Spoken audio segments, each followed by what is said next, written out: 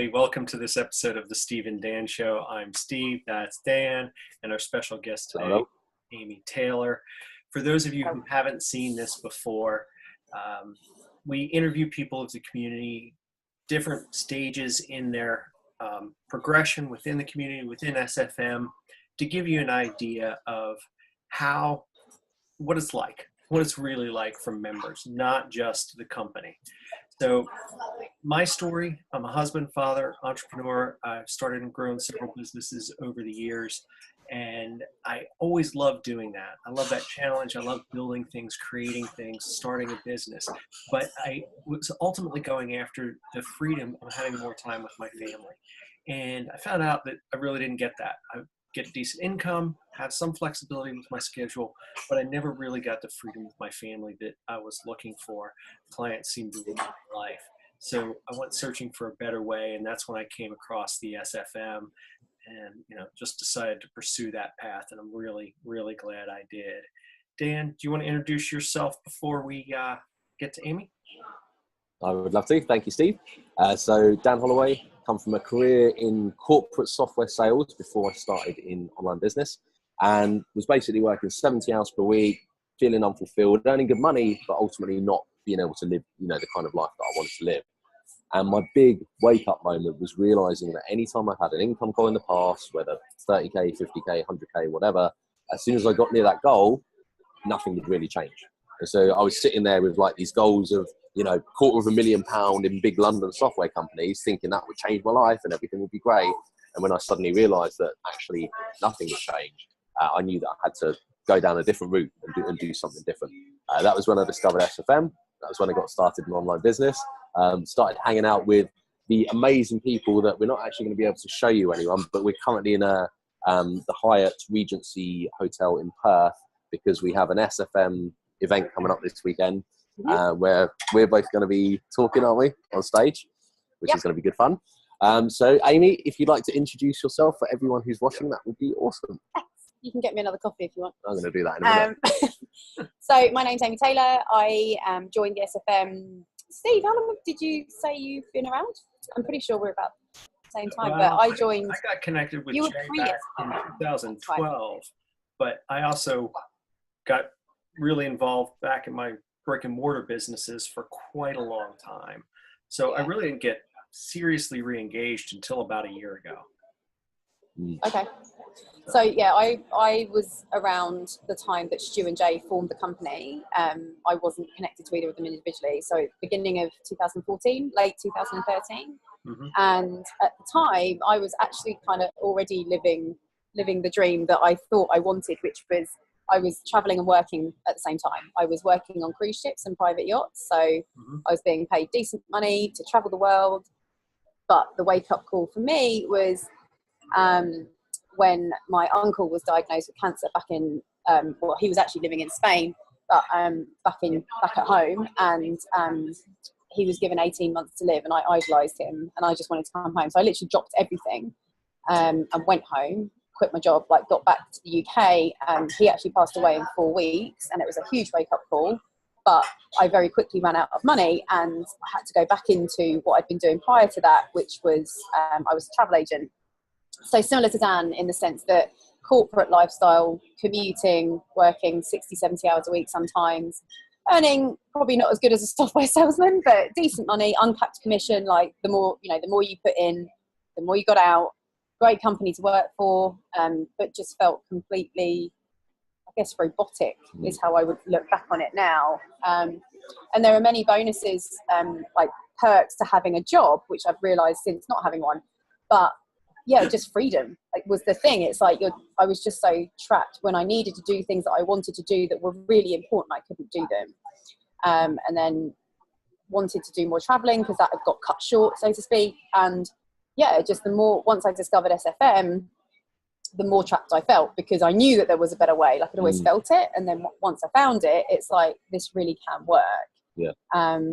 So yeah, I got up and running and got involved in the community at the beginning of 2014. It got me out of my job 18 months later. So I've been full-time online. Well, I say full-time, I work less hours, but completely online, not working in a corporate job Main source since of income. the main source of income since mid 2015. Yeah, it's been quite the journey, but I'm sure you'll ask me other questions that will get to different parts of that. Do you remember, so kind of a traditional career path, somewhat, Yeah. when you made the transition over. So did you go searching specifically for some sort of online business or for some sort of online job? Do you remember what you're searching for? What made you find this? Well, no, actually, I wasn't. I was more the social media route. It was an ad that I clicked on, but I had already done a couple of years before I got started. I went through a breakup and I had a bit of money, and I went on one of these property investment seminars, and in the space of 6 months, I bought 2 investment properties with very little money, learnt, these property investment weekend workshops are designed to educate you, but obviously with a view to buying into mentorship and courses, which I have a much bigger appreciation of now. But what I learned there was leverage.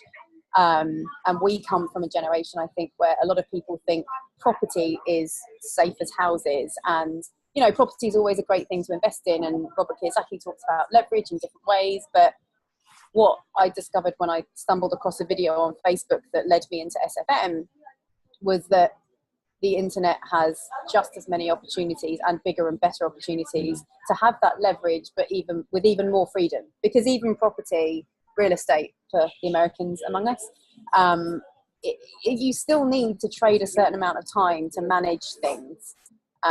It's still real world bricks and mortar business, as it were. And over the long term, property's given me opportunity and leverage, but in terms of actual geographic freedom and time freedom, the online world really does give you that, truly.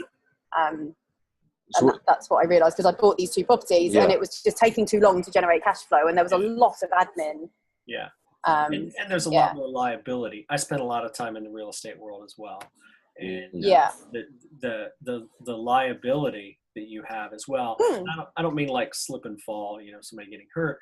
I mean, you got an empty property, you still have to pay for it, even when you don't have income coming in.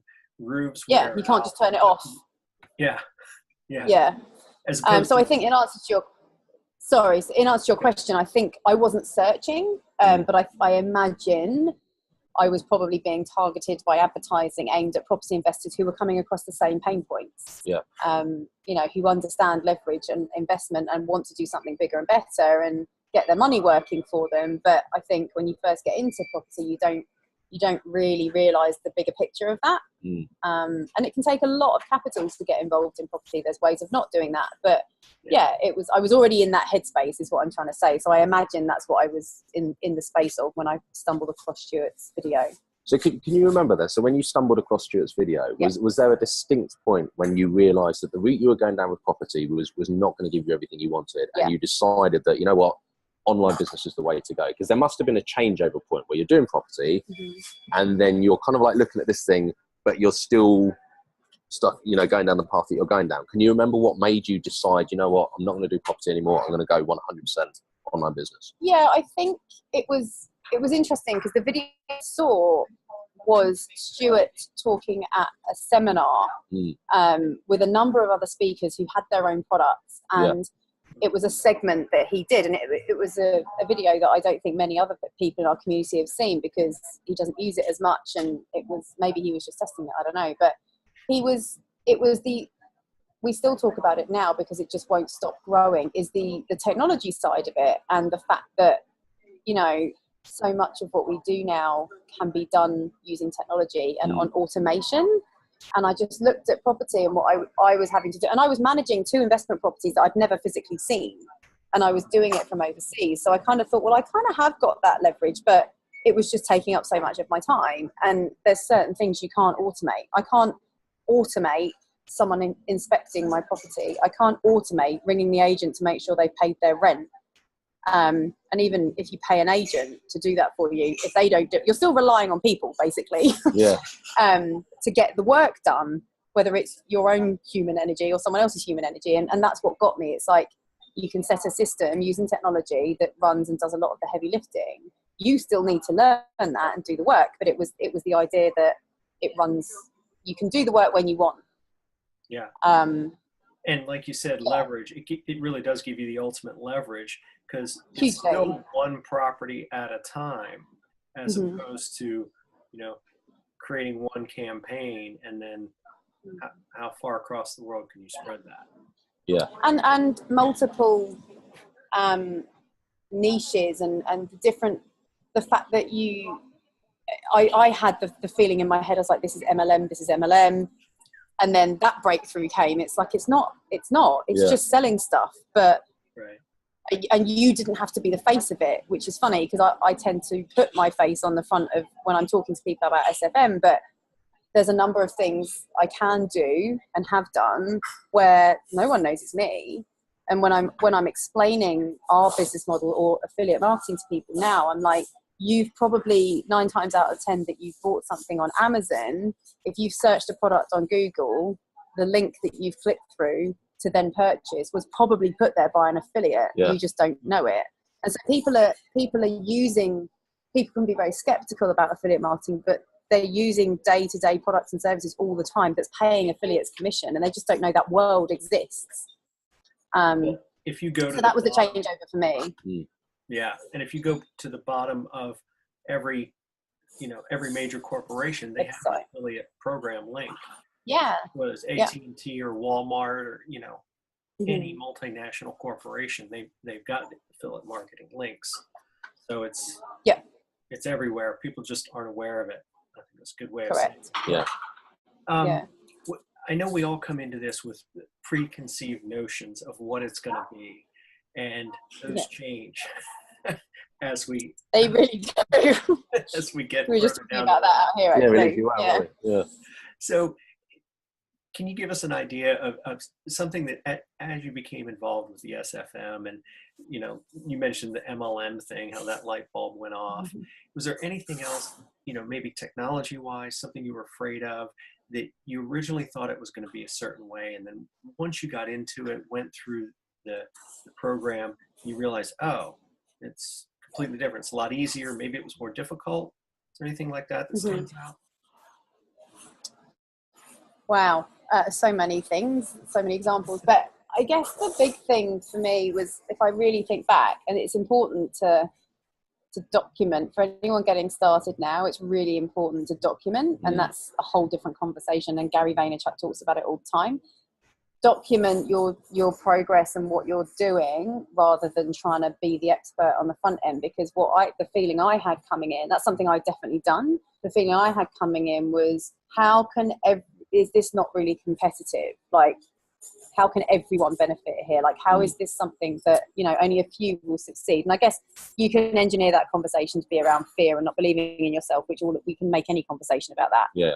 But I was being quite practical about it. Like, especially, I guess, when you come from a sales background, it's like everyone's going after the same people. And that's what you don't get your head around is just, or what I've now got my head around, and this community has proven it, is just, there's plenty for everyone out there, whether it be traffic, because the internet is just so big. And I think that's only now am I getting a real appreciation for how huge the internet itself is. And there's macro, that's the macro picture, but there's macro economies within the internet. And every day there's new opportunities to build an online business. We are just one of them. Yeah.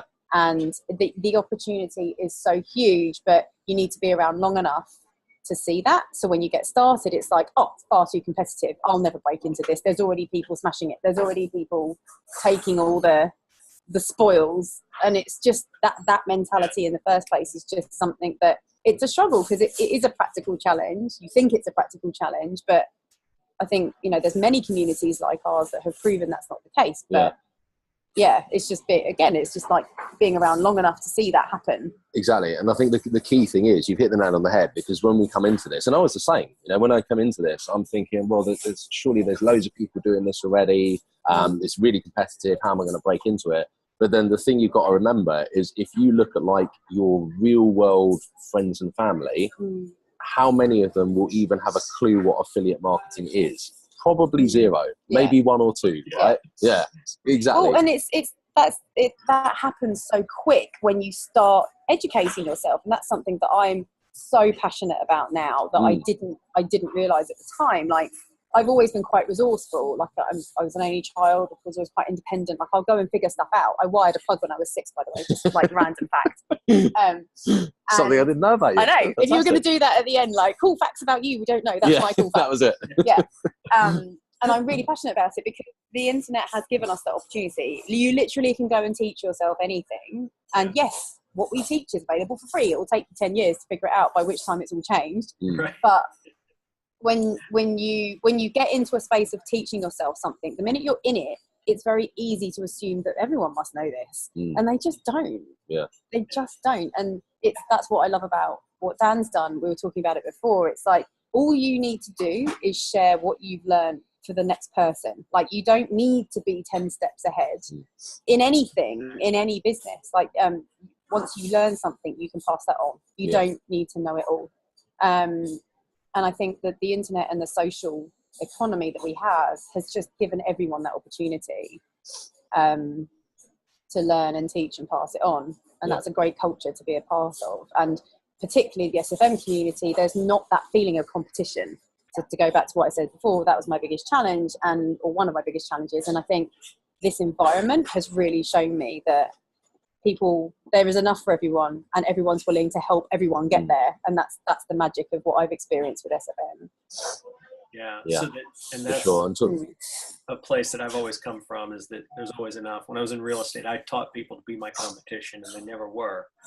You know, it's just, there's always enough for everybody. So you touched on the community a little bit.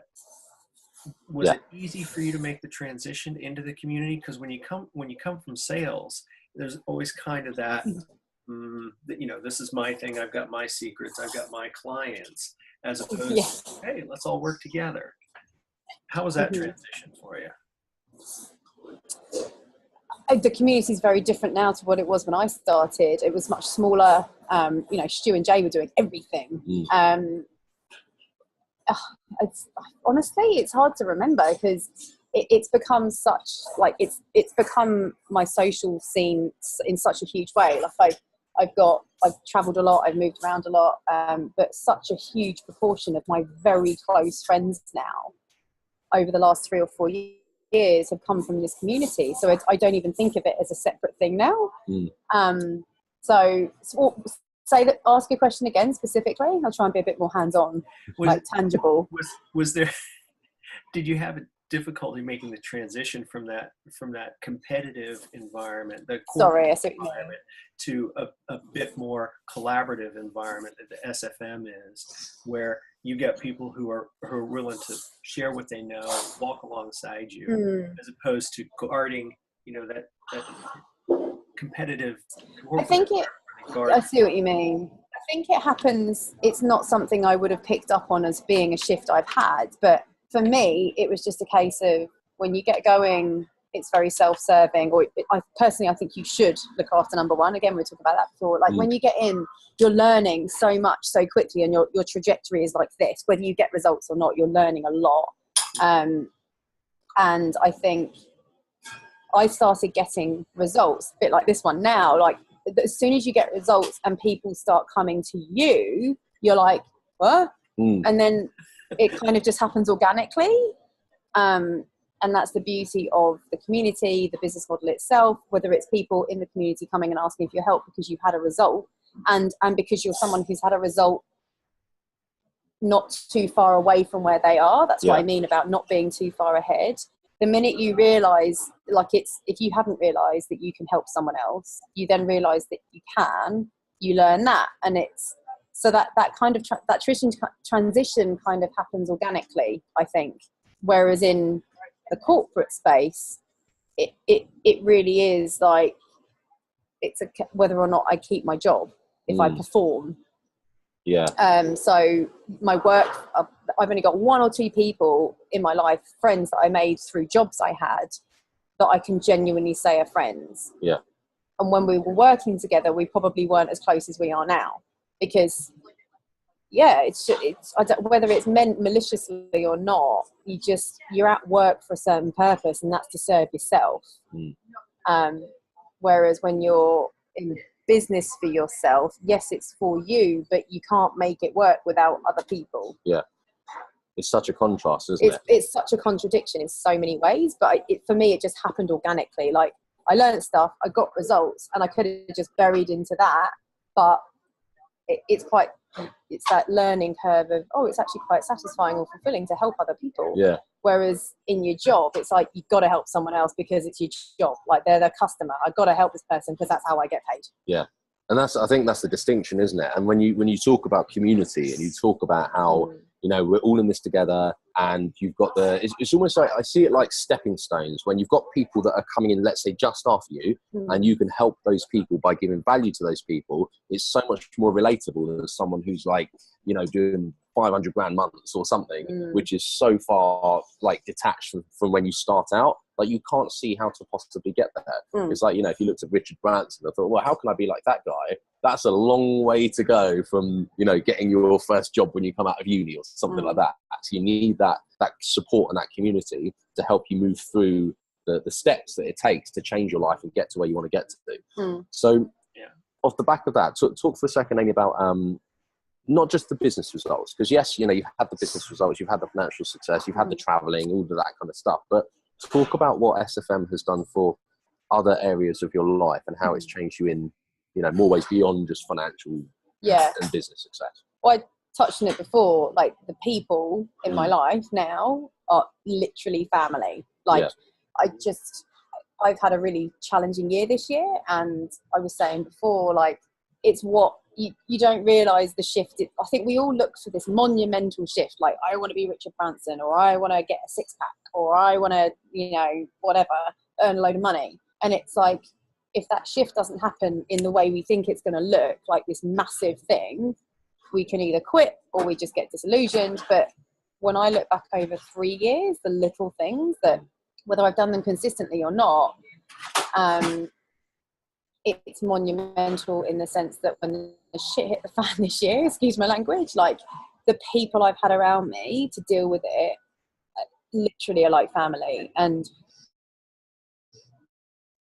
it's been the friend, not my together this is, but just being immersed in a space where people have such shared values, and what that's then done for me in my own family. And I've met people that just have the most amazing marriages, the most amazing relationship with their kids, and it's not all about business. And Stuart often references happiness isn't created by success, happiness creates success. And that's huge, because he set all these challenge meetings that we did, challenge which you still do in the community, of relationships, health and wealth. And I went out and took my grandmother out for lunch every Saturday afternoon or Sunday afternoon for 90 days. And the things I learned about her, and she passed away this year, and it's like, God, I'm glad I did that. Yeah. And it's that's what I've got from it. It's just, I've learned a lot about myself and about everything outside of business. And along the way, the results happened, gave me the financial freedom, or not financial freedom, but a lot more flexibility and time, which I then reinvested into those relationships, and it just got better and better and better. So it's the payoff. It's like, you've got to be willing to put in what you want out, and that's with everything, with the money, with the time, and effort, because it will come back to you tenfold in every area that you apply that mentality. Absolutely. So you talked a lot about the community and friends and how you're able to spend time with your family. So what about you individually? Go back to the Amy Taylor of, say, 2012. And how did she think of Do we have to? Say so. Yeah, we're going there. We always have to touch on the pain. How did that Amy Taylor think about her future versus the Amy Taylor of today? How does she see her future? How are those futures different?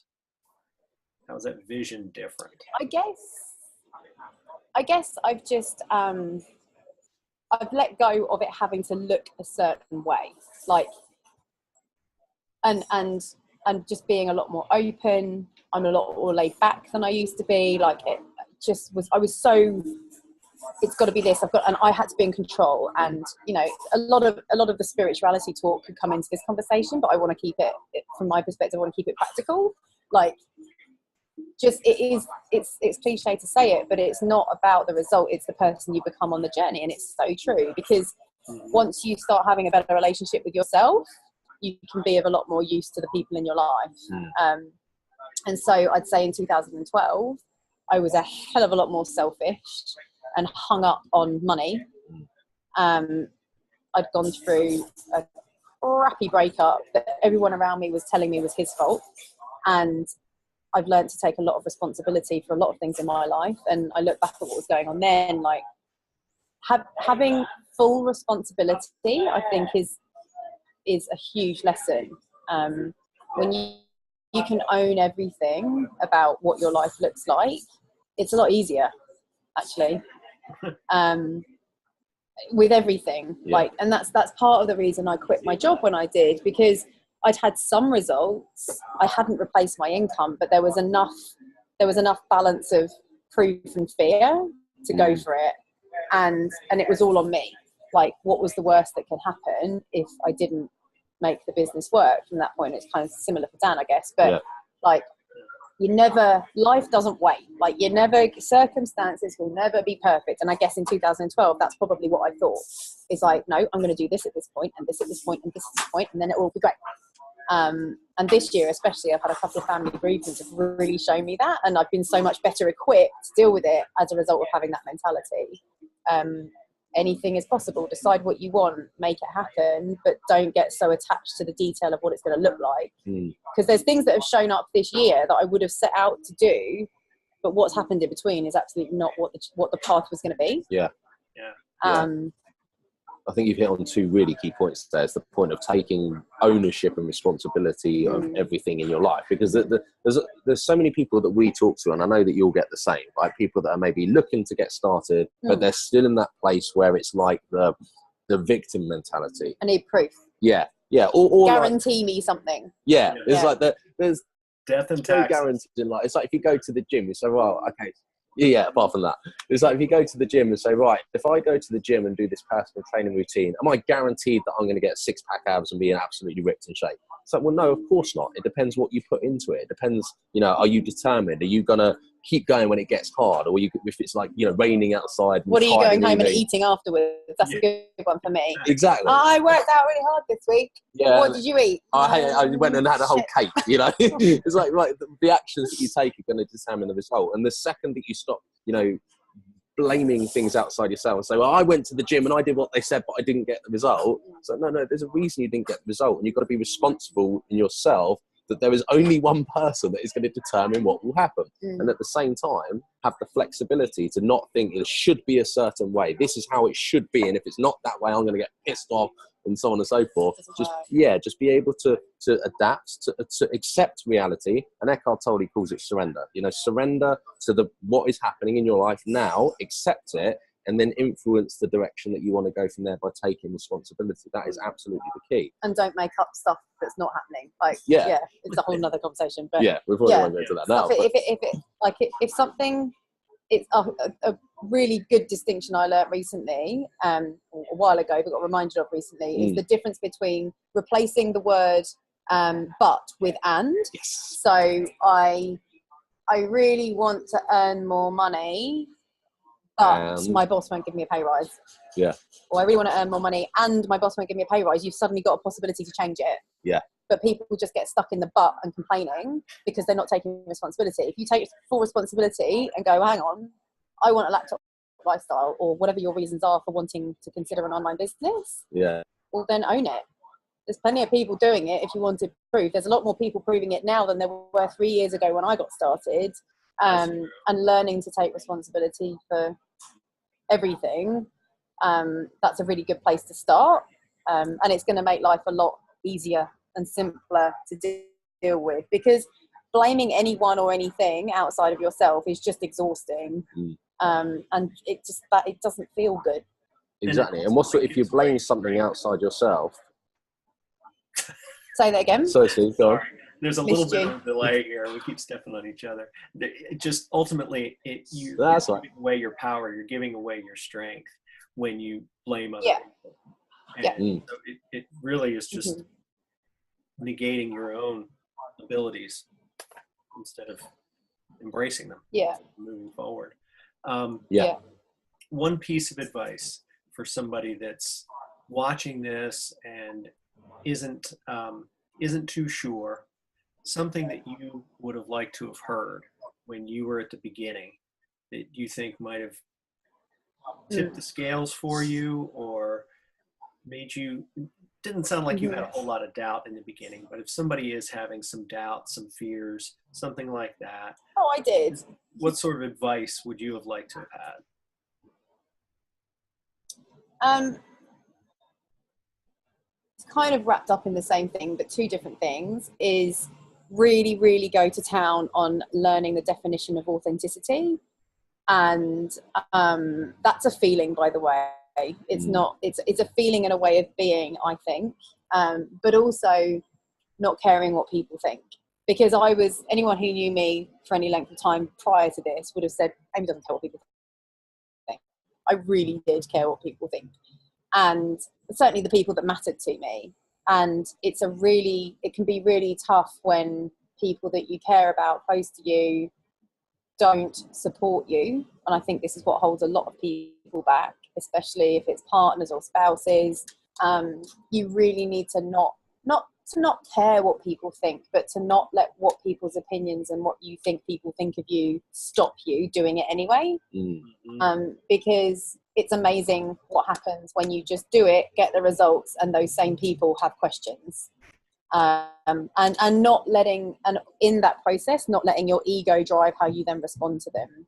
So yeah, I think authenticity kind of encompasses all of that, because if you're staying truly authentic, you will live like from a place that you want, and you can address all sorts of challenges.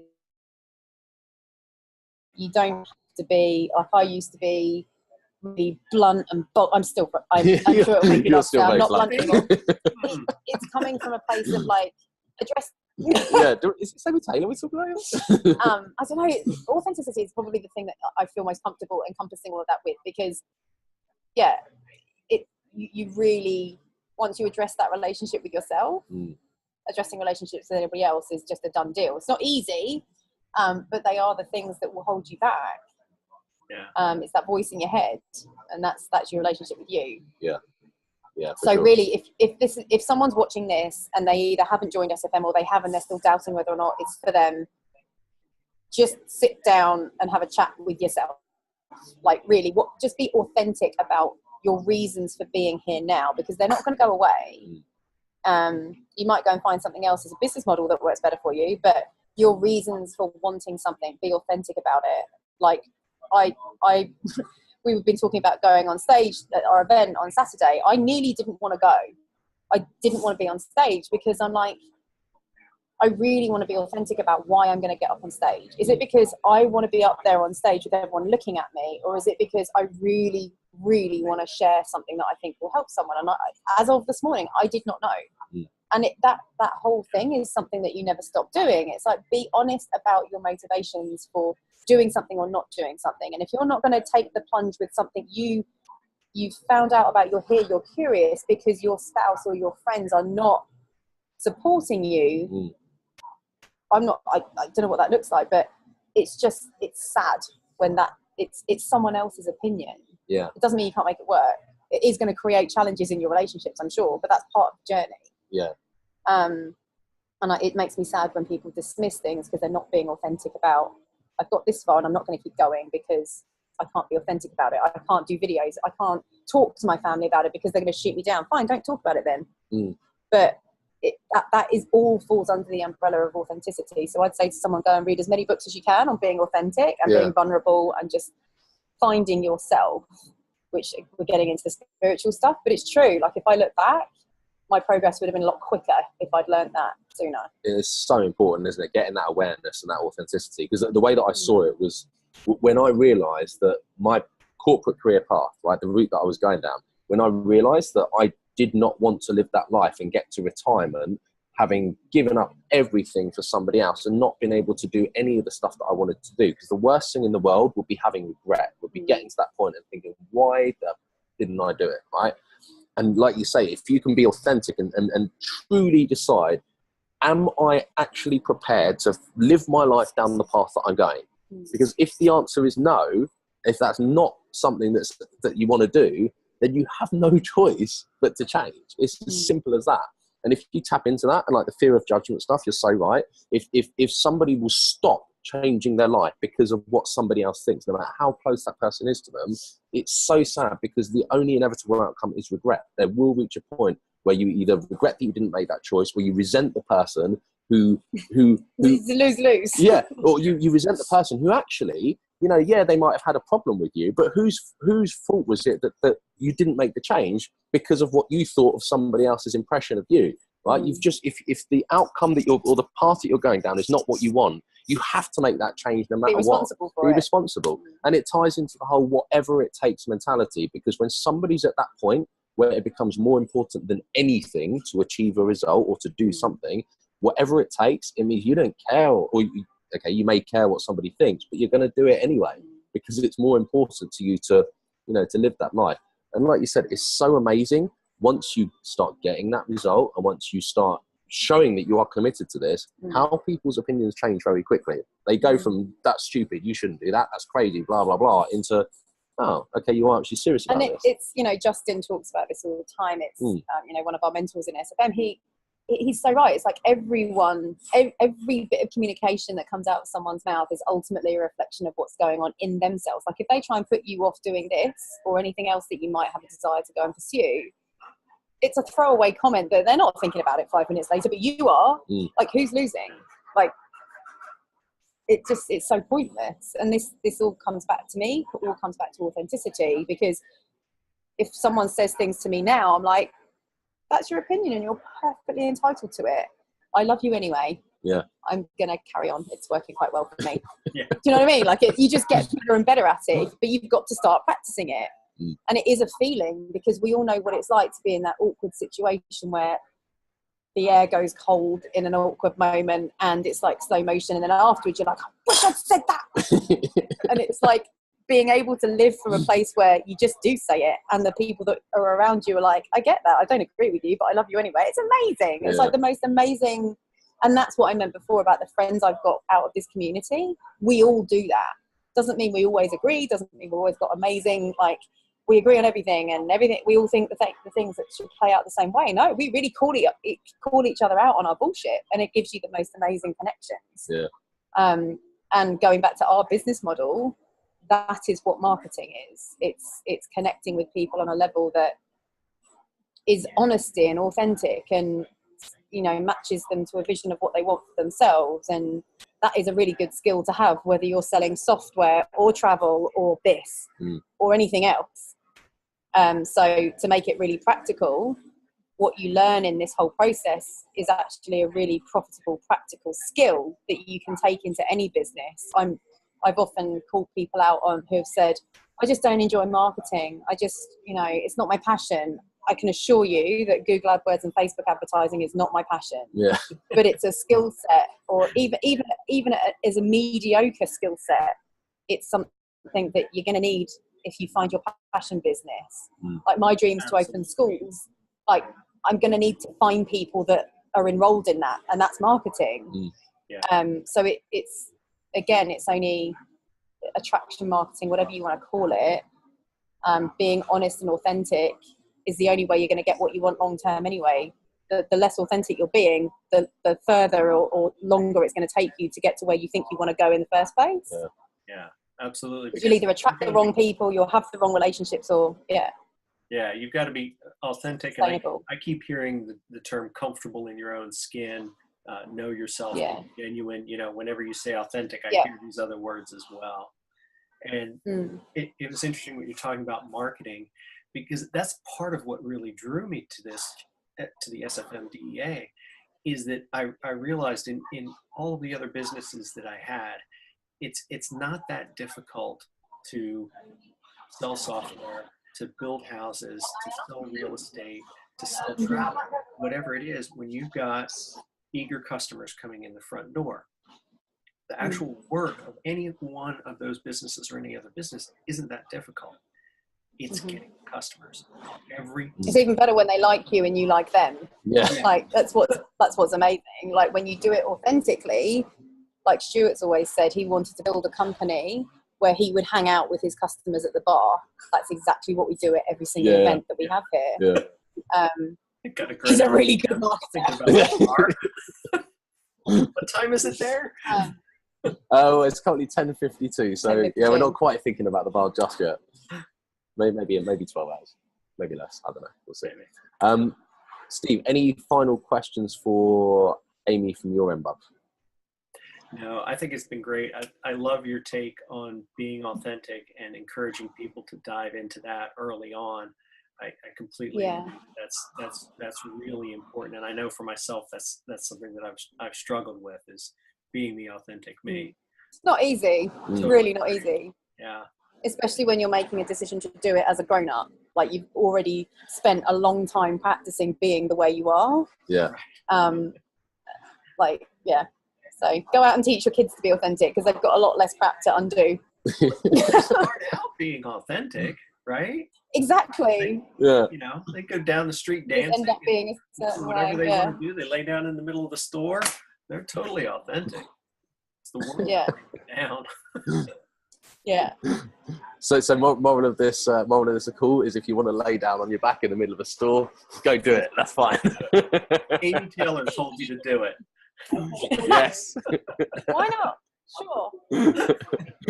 Oh, I love it. Amy, thank you so much for joining us. You're welcome. Really appreciate it. Fun. Good chat. As always. So we're gonna crack on, probably do some more networking, spend some time with some of the people here. To the bar. They're not going to the bar. It's 11 in the morning. Okay. It's not happening. One more hour till it's PM. Okay, fine. It's 10 Ideal. o'clock at night here. Just pretend you're here. Well, You can sat there with a Corona. you've got a Corona there, haven't you? You've got a Corona somewhere down there. Look, Steve's cracking on. Awesome. Good man. Right, Steve, thank you, bud. Dan, Thank you. You're welcome. Really always appreciate a it. pleasure. Yeah, for sure, my friend. Speak to you soon. Until next week, we'll be here with another Steve and Dan show.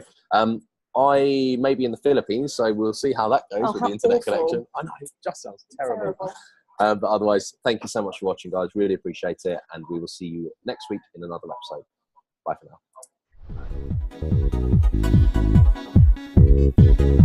now.